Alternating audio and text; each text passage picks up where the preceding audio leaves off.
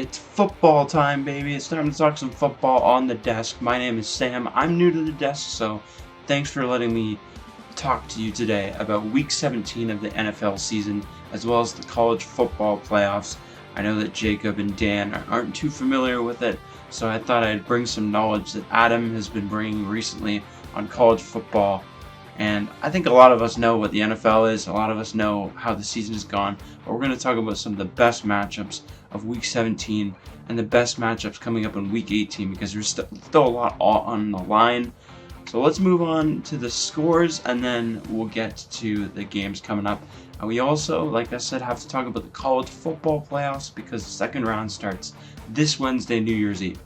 So, couple big games I want to talk about. Number one, the Ravens 41-24 over the Packers in Green Bay, setting up a Week 18 matchup against the Steelers in Pittsburgh for the NFC North Championship. And that's happening because the Browns pulled off another win, this time against the Steelers, 13-6. Big win for the Browns, big loss for the Steelers, and they have completely thrown away this season. And I will get into the game in Week 18, but it's not looking good for the Steelers at all. Next matchup. This one was not close, but it was a division clincher. The Patriots 41-10 over the Jets. I think everyone saw this coming. But with the win, and another result we'll get to in a minute, the Patriots have won their first AFC East championship since 2019. Sucks as a Bills fan, but they have a very good team, and there's a lot of guys on that team that I like. Next up, we've got, like I foreshadowed, the Eagles 13-12 over the Bills. The Bills mounted a comeback. It was 13-0 Eagles at the half. Buffalo came back and they almost won. They went for two with like 40 seconds left in the game. They couldn't convert, and the Eagles win. I know Jacob had a point on the show following the game that missed throw from Josh Allen is why he's not considered in the conversation with Patrick Mahomes. And I kind of agree to him to a little bit, Jacob, because here's what I think. Josh Allen does come up with big plays and big moments, but it's inconsistent. Some plays he makes and some plays he doesn't. I think back to last year in the regular season against the Chiefs on 4th and 2, Allen had a huge touchdown run to win the game. That was another one of those big moments. He came through. This moment, he didn't come through, and that's what separates the two. Allen is good in the big moments, but Mahomes is great in the big moments. Bills lose out on the division. They will still be going to the playoffs, and they will play their final game at the old Highmark Stadium next week against the Jets. We will get to that. The next game we're going to get to before we move on to previewing tonight's Sunday night football matchup at the time, or Monday night football matchup as the time I'm recording this. The 49ers and the Bears on Sunday night football. 42-38, 49ers win in a back and forth game. I'll be honest, I only got to see the second half of this game, but it was neck and neck. 7-7, 14-14, 21-21, 28-21, and it just kept on going. The Bears at one point had a 38-35 lead after they got a stop and kicked a field goal, but the 49ers came back and they got a touchdown with less than a minute to go, and the Bears could not come back. Caleb Williams, incomplete pass in the end zone on 4th and goal, and the Bears have lost. But what a season it's been for Chicago.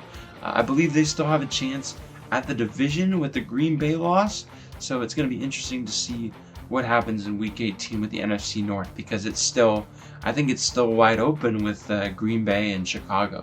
And what a season it's been for the Bears, but they do fall to a red-hot 49ers team who may not even win their division. We'll have to wait and see. But the Rams and the 49ers and even the Seahawks, that division is 3 teams who could make it all the way to the Super Bowl. And we'll get to that in a minute. Next up, Monday Night Football with the Rams and Falcons. I know Jacob Dan, Lane, and Adam have all said on the desk that this is an easy win for the Rams. And I even commented on both of those streams that I think it's an easy win as well. The Falcons, they've had a couple big wins this year. I know they beat the Bills early on, but the Rams are just too good. Their defense is great. Their offense is stellar. Matthew Stafford should be in the conversation for MVP. So I think the Rams win a big blowout tonight, and they move one step closer to still being in that hunt. I know Seattle controls their own destiny, but they play the 49ers next Saturday at 8 p.m. So it's going to be interesting. All these teams are right there. Who's going to win? I still think the NFC Championship is going to be two NFC West teams. But we move on to week 18, and I did mention, since we're late in the year, we have some Saturday games going on, and the first one is also another big one. Two big games on Saturday: the Bucks and Panthers at 4:30 to decide the NFC South, I believe. Also, Baker Mayfield made the comment saying it's all in our hands. We got to win this game, and he loves that opportunity, so he's excited to go. We'll see if the Buccaneers can make the comeback, or will Carolina come out of nowhere and win the NFC South. Next up, as I mentioned, Seahawks 49ers Saturday at 8 p.m. for the division for Seattle. If they win that, they get the division, and I think they also get the number 1 seed in the NFC. So that's a big game for them. If the 49ers win, then it gets really interesting. So it should be a very, very good game. We got the Colts and the Texans, another big AFC South matchup. That's on Sunday at 1 p.m. We got the Packers and the Vikings. Again, Green Bay still fighting for the division.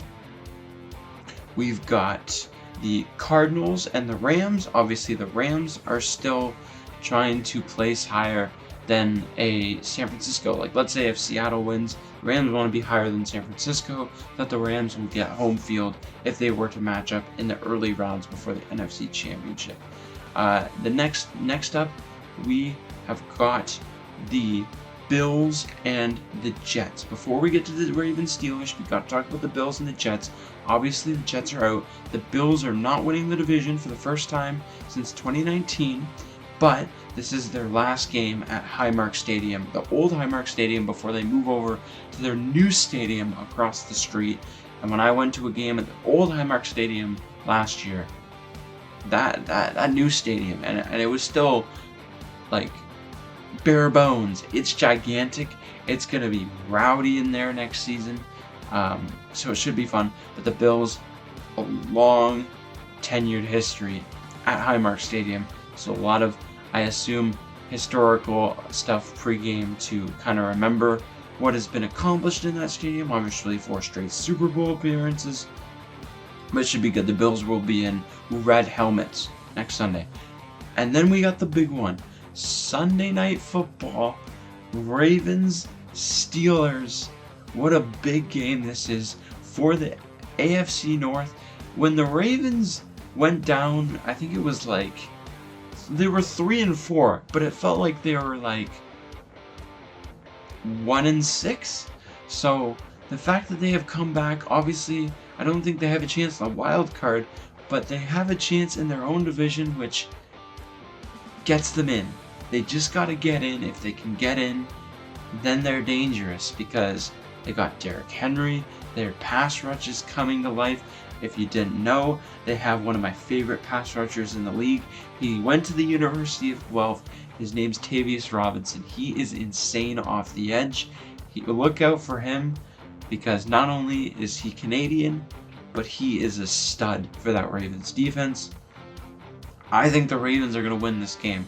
This is the only prediction I'm making, because this is the game that I'm going to watch probably the most, other than our Saturday night matchups. Our Saturday games are really, really good. So those 3, give me the Seahawks on Saturday night, and then give me the Bucks on Saturday pre-evening, I'll say. Evening/night, evening/afternoon. That's it for the NFL. We're going to move on to college because I know, Jacob, you wanted to know more about college. So what better way to teach you about college than to give my second round predictions for the college football playoff. This is going to be super fun to watch. There's a lot of good matchups. Four good games. We filtered out the two matchups that had the I guess, JMU, Tulane, probably shouldn't have been in the playoffs. They came from the Group of Five, which is a group of conferences that are not among the big conferences. But other than that, good matchups coming up. First up, New Year's Eve on the Cotton Bowl. That's going to be played at AT&T Stadium in Dallas, where the Cowboys play. We've got number 10 Miami against number 2 Ohio State. The Buckeyes are coming off a 12-0 season, but they did lose in the Big Ten championship game to Indiana. So they are coming off a loss. And if you remember last year, for any people who follow college football, last year Ohio State came into the playoffs, not even making it to the Big Ten championship game. They lost as 21-point favorites to Michigan in Ohio Stadium to end the season. It was probably one of the upsets of the century so far. And what did Ohio State do after that? They went 4-0 in the playoffs, and they rode the ship and won the championship. So coming off a loss again, can the Buckeyes do it again? I think they do. They move on, and they beat Miami. I think the thing with Miami is that their offense has not been great so far, and they got to play a great defense in Ohio State who can shut down the run, they can shut down the pass, and they can also throw the ball on offense and run the ball on offense. They got a complete team, and I think they win the game. Next up, we've got Oregon and Texas Tech, the closest matchup out of the four in terms of straight seeding, and I've got an upset here according to the rankings. Give me Texas Tech in this game. Texas Tech, not a Big Ten team, not an SEC team. The Big Ten and the SEC, for those who don't follow college football, are the biggest conferences, probably the best conferences in NCAA Division I football. But give me Texas Tech out of the Big 12, getting a big win in the Orange Bowl against Oregon. I think Texas Tech, an all-around team. A lot of people are saying that they should be in the SEC because of their team and how good they are. So give me Texas Tech.